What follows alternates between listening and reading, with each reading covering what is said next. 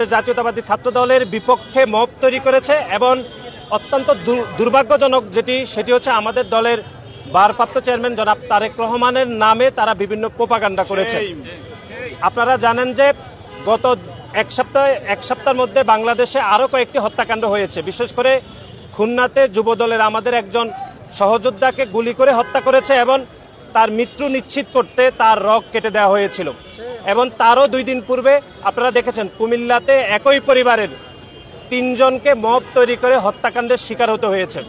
এবং চাঁদপুরেও আমরা দেখেছি খুতবারত অবস্থায় একজন মুয়াজ্জিনকে তারা হত্যার অপচেষ্টা করেছিল। কিন্তু আপনি দেখবেন এই 4টি হত্যাকাণ্ড হয়েছে গত এক সপ্তাহে, কিন্তু 4টি হত্যাকাণ্ড নিয়ে কোনো শিক্ষার্থীদেরকে তারা বিভ্রান্ত করে নাই। শুধুমাত্র চকবাজারের হত্যাকাণ্ড নিয়ে তারা গোপন তৎপরতার মাধ্যমে গুপ্ত সংগঠন ছাত্র শিবিরের বিভিন্ন বট আইডি থেকে তারা বিভিন্ন প্রোপাগান্ডা করে বাংলাদেশের সাধারণ শিক্ষার্থীদেরকে বিভ্রান্ত করার অপচেষ্টা করছে। সুতরাং তারই প্রতিবাদ এবং শিক্ষা প্রতিষ্ঠানের স্বাভাবিক শিক্ষার পরিবেশ নিশ্চিত এবং আইন শৃঙ্খলার পরিস্থিতি উন্নতির জন্য আজকে আমাদের নয়াপল্টন থেকে প্রেস ক্লাব হয়ে ঢাকা বিশ্ববিদ্যালয় হয়ে আমরা শাহবাগ অভিমুখে আমরা বিক্ষোভ মিছিল এবং সমাবেশ করব। এই যে অবস্থা এখন তৈরি হচ্ছে এতে রাজনৈতিক পরিস্থিতিটা আরো ঘোলাটা হবে কিনা এটা একটা বিষয়, এবং আপনি বলছেন যে আপনাদের সর্বোচ্চ শীর্ষ নেতার বিরুদ্ধে স্লোগান দেওয়া হচ্ছে বা নেতাদের বিরুদ্ধে স্লোগান দেওয়া হচ্ছে, আপনাদের শীর্ষ নেতারা আসলে এই ধরনের সমর্থন করে বলে স্লোগান দেওয়া হচ্ছে কিনা?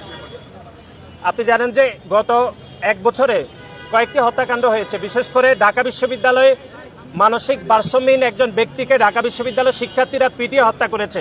তার দায়িত্ব তো ঢাকা বিশ্ববিদ্যালয়ের মাননীয় উপাচার্য মাননীয় প্রক্টরকে নিতে হয়নি। আমরা দেখেছি ঢাকা বিশ্ববিদ্যালয়ের সংলগ্ন এলাকাতে ঢাকা বিশ্ববিদ্যালয়ের মেধাবী শিক্ষার্থী শাহরিয়ার আলম সাম্যকে হত্যা করা হয়েছে। তার দায়িত্ব তো ঢাকা বিশ্ববিদ্যালয়ের মাননীয় প্রক্টর মাননীয় উপাচার্য নেয়নি।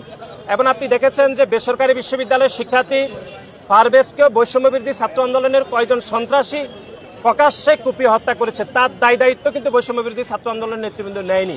সুতরাং কোনো হত্যাকাণ্ডের দায়িত্ব যেহেতু কোনো শীর্ষ নেতাকে শীর্ষ অভিভাবককে নিতে হয়নি, কিন্তু আমরা দেখেছি চকবাজারের যে হত্যাকাণ্ড হয়েছে সে হত্যাকাণ্ডের দায়িত্ব রাজনৈতিক উদ্দেশ্য প্রণোদিতভাবে আমাদের দলের ভারপ্রাপ্ত চেয়ারম্যানকে অনিচ্ছাকৃতভাবে এবং রাজনৈতিক উদ্দেশ্য হাসিলের জন্য ওনাকে টেনে নেওয়া হয়েছে।